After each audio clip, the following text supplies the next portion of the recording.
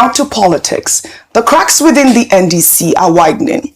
And this time, the spotlight falls on one of Nigeria's most prominent activists, Aisha Yesufu, co-convener of the Bring Back Our Girls movement and close ally of NDC presidential candidate Peter Obi. Aisha Yesufu had declared interest in the FCT senatorial seat last month after joining the party. But on Wednesday, a viral video emerged showing Yesufu confronting NDC party leaders, alleging the ticket was handed to another aspirant without a transparent primary, describing the entire process as a predetermined outcome dressed in procedural formalities. Let's take a look. The National Secretary, if the National Secretary did not have what it took to go to every local government, then he shouldn't have put out a statement to the world that he was going to do that. If we do something, we must stand by our word. It is official, it is outside, it is on our official channels. And so therefore, Aisha Yesufu will not provide venue for anybody. I will support you. Venue. You said level play. I'm not even asking for a level playing ground. I'm asking for a ground. I was told repeatedly that I came in late into this party. Who does that? I've enjoyed a lot in the last how many days? My name has been dragged all over. At the end of all of that, allow to speak. Allow to speak now. Allow to speak. Allow to speak. Allow to speak. Allow to speak. Let's be that one. Make her allow to speak. Allow her to speak.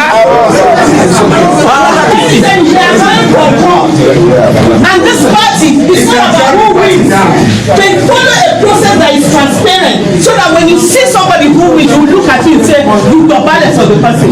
I said, I'm ready if I lost and I lost honorable clearly. I'm ready to watch if I say I lost. What did you do? All right, Dr. Abati, reactions have trolled this story. Former Minister of Education, Obi Ezekwesili, weighed in, praising Yesufu's integrity but she questioned why a party championing democratic renewal failed to deliver a transparent process.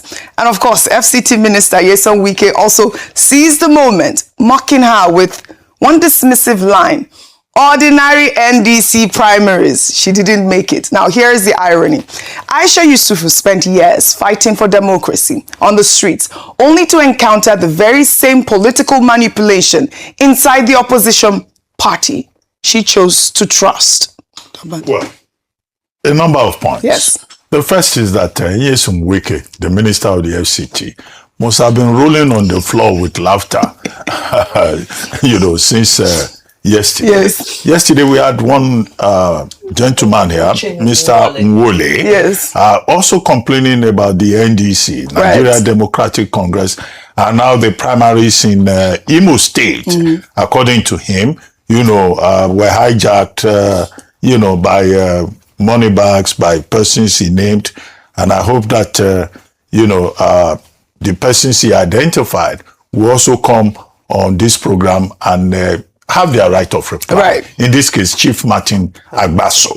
But there were also other cases, according to him. And then you have from the Federal Capital Territory, Aisha Yesufu, also more or less confirming what Mr. Nwole said in Imo State, now using the example of FCT, that she just wanted transparency in the process. She wanted not just a level playing ground, she wanted to be given a ground to even stand upon. Yes. But that within the NDC, it looks like the outcome of the primaries had been predetermined. Yeah. And she joined the party thinking that this would be a different platform, and also to use that platform to support Mr. Peter Obi, who has been, a long-time ally, only to be disappointed. Now, so why I said that Wike will be laughing is that Wike had said publicly that all these alternative political parties, they don't constitute any alternative because they cannot even manage their own internal affairs. Right. Now, the other leg of the analysis is to say that because you placed much emphasis on the fact that Aisha Yesufu has been an activist, and asking for good governance, fine. But being an activist does not translate into a sense of entitlement. So, because we always argue that those who criticize government, who criticize the process, should get involved. So in that regard, it's a very good thing to see her saying, okay, I also want to join this governance process. But that does not come with a sense of entitlement. Absolutely. The third point is that this should be a wake-up call for the leadership of the NDC. Yesterday, Nwole came here and said that the leadership compromised the process and compromised itself. Today, Aisha Yesufu is saying more or less the same thing. I hope that the party has an appeal process. The best place to go to for Aisha Yesufu will be to that appeals committee. Yeah. But she has taken, the frustration exit point. She says she doesn't even want to run again. And that in itself, I don't think is a good testimonial for the NDC brand. All right. So, Nyesom Wike can take whatever he drinks and say, well, look at what they are doing, and laugh to his heart's content. Ordinary because ticket. He's just been vindicated in terms of his earlier observations. Well, all right. Well, and the opposition debate is hitting up.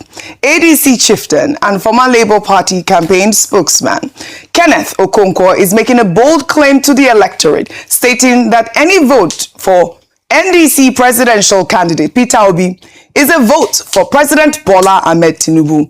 Okonkwo made these claims during an interview on Wednesday, where he said the opposition must unite behind a single candidate in order to beat the incumbent president. Let's take a look. Because when you divide the votes of the coalition and the opposition, you are still making Tinubu to be better placed to win. That's what Bloomberg said. Absolutely. Now, nobody forced you, P2B, to enter into ADC. You entered on your own. And 1 week to the end of the closure of the time, you left. And you gave the reason. What reason did you give? You can't compete in primary. And you want to be a politician. And you can't compete in primary. You want to be the president of a challenged country. And you're running away from challenges. Let me tell you, the truth is that in 2027, anybody voting any vote whatsoever to P2B, you're voting for Tinubu. Now, Vimbai, Kenneth Okonkwo is arguing that, a divided opposition only strengthens Tinubu's path to re-election. But his political arithmetic has sparked fierce debate online, with, many pointing out that this is the same Kenneth Okonkwo who was one of Peter Obi's most vocal campaign spokesperson in 2023. Now, the question is, what exactly changed? And I'll take some reactions before I come to you. This is from Essa, who wrote on X, from APC to LP to ADC, Kenneth's political CV is a ransom note of bad decisions. He talks about unity while being the human embodiment of division. Now, Pigeon wrote, one thing I enjoy about Nigerian politics is the mathematics. Somehow, a vote for candidate A is a vote for candidate B, and a vote against candidate C is secretly a vote for candidate D. Before election day reaches, everybody would have voted for everybody according to analysis. Analysis. Wow. Okay, let's take it apart. Well, let's begin with the part that's true, which is that there is the huge concern that a divided opposition against President Tinubu will potentially strengthen his position. However, his premise to reach that, like the person said, his arithmetic is very confusing in doing so. First of all, he's chosen to place his bet with ADC, specifically with Atiku Abubakar. There's no guarantee as it stands now that Atiku is going to be on the ballot because ADC has 3 candidates at the moment. He's saying that, Peter Obi says he doesn't want to be on the, to do primaries and so forth. Look at what the primaries have produced. So a part of me, I think a number of people feel that he has been vindicated. Peter Obi has been vindicated by excusing himself from this process, which we see has been contentious across the board, whether it be APC, whether it be PDP, whether it be NDC, all across the board. There's no political party that has not had issues. And just to reinforce that, to this day, Ojiokwe, the deadline was the 30th of May as the INEC timetable stands. Not a single political party has has published their full list of candidates. Goes to show you how much is going on behind the scenes. So in that instance, you look at it and you say, well, this primary process is certainly a broken and a flawed process, and you can't blame anybody who says, I'm going to excuse myself from this mess and focus on where I can get my ticket and move forward. Now, finally, on Anywhere Belle Face Politics, where today I'm with Oji, tomorrow I am for president, Dr. Abati, the next day I'm your spokesperson. It's just such a lack of integrity, such a lack of ideology, such a lack of, and we see it across the board. It's not just him, it's the trend.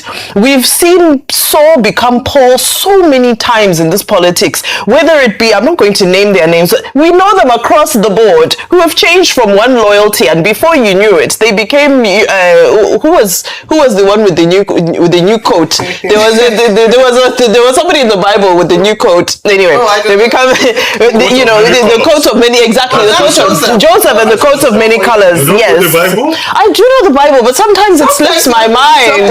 Sometimes it slips. Sometimes certain scriptures slip my mind. But in essence, that's what I'm saying, is that it's so unfortunate that we don't have people who are consistent. And in this breath, I really do have to applaud Shore, because Shore is consistent and he's a necessary righteously disobedient person, and we need those kinds of revolutionary voices 24/7. Everybody else, well, I'm not sure where they're on this subject, let me quote Wiki again. It's an unusual day. It's not only Kenneth Okonkwo criticizing Mr. Peter Obi. Wiki did too. He referred to him as a food is ready politician. Food is ready. Food is ready. Now, he doesn't wait in one political party to build. But when he sees a political party that is ready, he goes there to take the position. Just like Kenneth. However,